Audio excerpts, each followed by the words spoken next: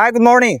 First, I would like you introduce yourself. Hi, I'm Mike Blasco, myself and Jason Anderson from Tauranga, New Zealand. Yeah, as you already RIPPA's old friend. How did you find RIPPA? Jason came to me with the idea of importing excavators into New Zealand. I am an end user. I've been driving excavators for over 30 years. So he came to me with some questions and we thought it was a great idea. Did some research and found RIPPA and the whole company stuff online, and the reviews were so good that we just had to jump on board with RIPPA. Thank you.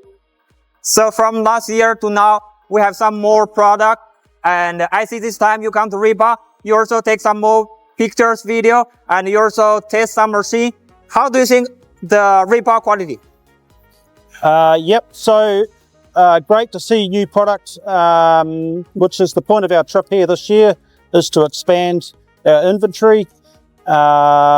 Great to be able to get on and test the machines as an end user in the past, to get the feel for a machine, to know what it's like to sell to our customers. Thank you. If you had to submit in one sentence with RIPPA, what's the biggest value of working with RIPPA? Just a great product at a great price.